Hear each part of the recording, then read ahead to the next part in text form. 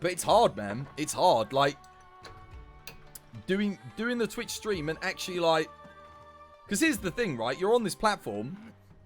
You've got to compete with those people, right? Those people that are pulling in, like, the 12,000 views, they're on the same platform as you.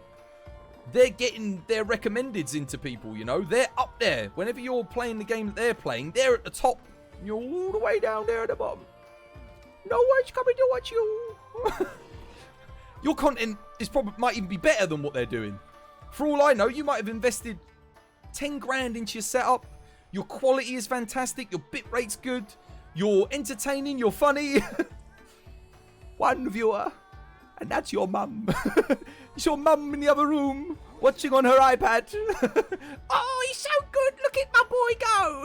You know? That's the way it is, man.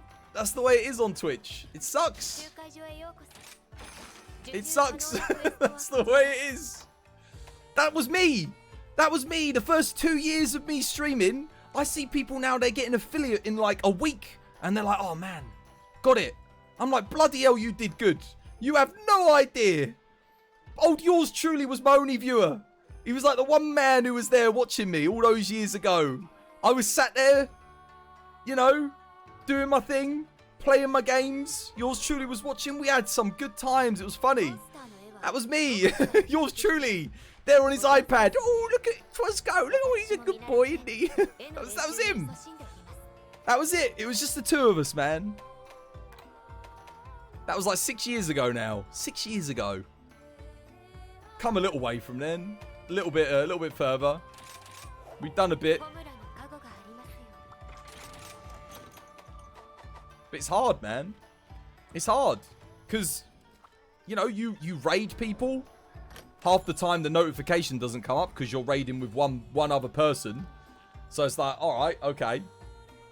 So raiding people, you don't even get any recognition half the time. Everyone thinks that you're out to get something because you're a smaller streamer when you legitimately might be raiding someone because you like their content. You join other people's communities and chats and you get ignored most of the time. No one even bloody talks to you. So, you know, you're like messaging and being like, you know, you're trying to like integrate into the Twitch community and you just get ignored. You make your stuff on Twitter and Facebook and YouTube. They get no views. No one comes and follows. You're like, you post something that's genuinely good, like a good, entertaining, funny clip.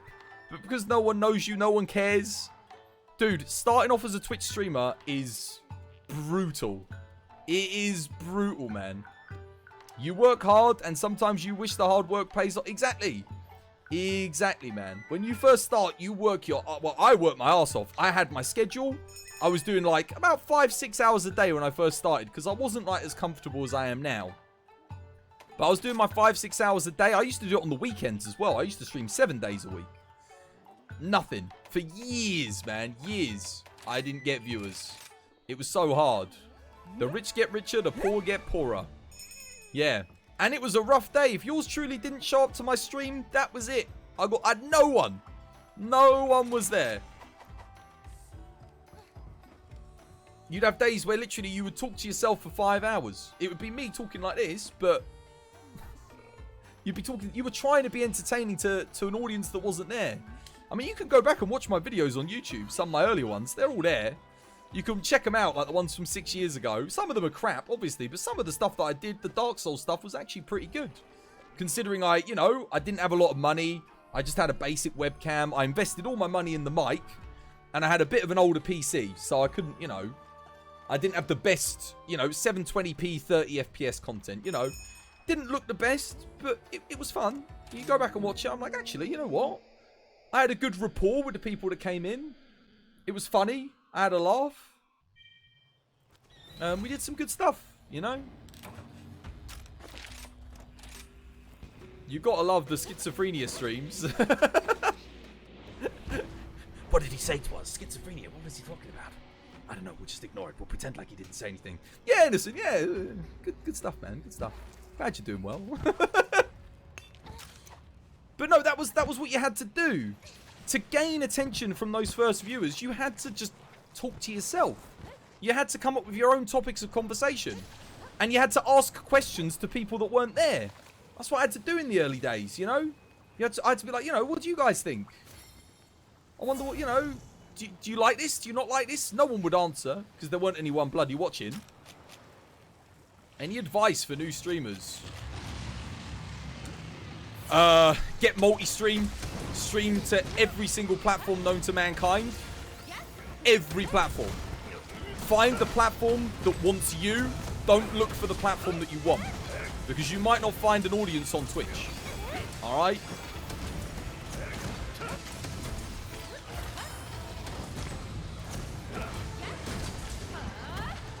What else would I give? Make sure you have a schedule as early as possible. Get a schedule down. Doesn't matter how many hours you're streaming for, so long as you have a schedule on those hours, right? If you don't have a schedule, people aren't going to know to show up to your stream. They're not going to know you're making content if they don't know what times you make content. Try and stick to, like, 1 or 2 games max. Alright? The less games you play early on, the better. Because that way you'll be making content consistently for, you know, a more defined audience. It will also help you refine the content that you're making within that game. Alright? Look at me. I do Monster Hunter. Yeah? Gonna be doing Dark Souls. Alright? I don't do much more past that. And it works, you know? It really does work. You don't have to play every single trend-setting game. I mean, if you're gonna set a trend-setting game as your game, then that's fine. But stick with it, you know? Stick with it. Just because you don't get views in the first month doesn't mean you should drop the game. At all, you know? I mean, the first game I streamed that I actually got any views for was Crossout. It was like a little indie third-person action car combat game where you built your own custom vehicles and went into a PvP arena. I stopped playing the game when it became pay to win. But originally it was like, you know, you bought the game, you got the game. I think it was like you paid like 40 quid. You got in, but then the game went full on pay to win, like really went into it hard, you know. Which was kind of rough because I actually really enjoyed the game. I didn't want to stop playing it, but I lost all my audience when I stopped, you know.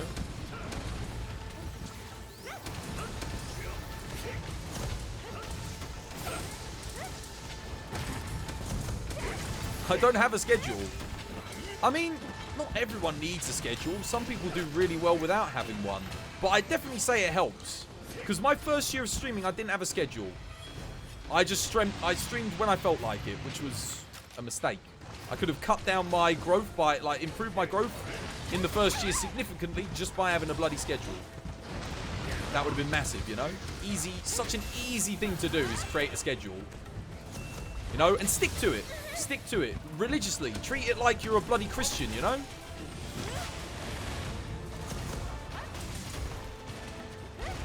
If the schedule says you start at 6 o'clock, you bloody start at 6 o'clock.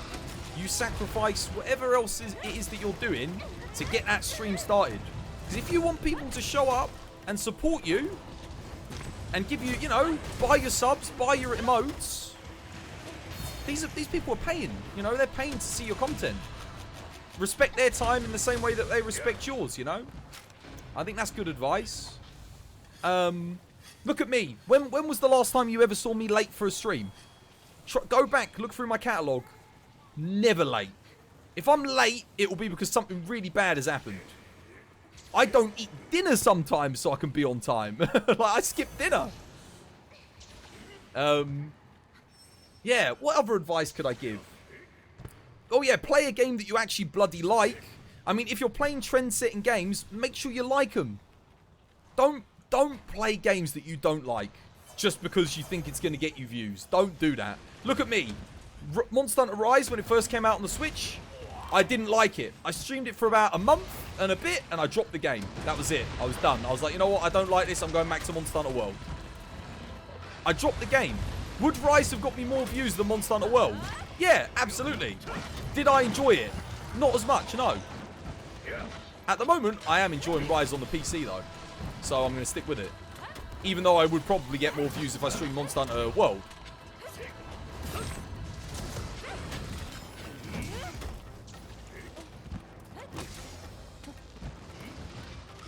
You play single-player games. The only game you would still stream with Twas, like Twas with Monster Hunter and Final Fantasy 14. But that's a good combo.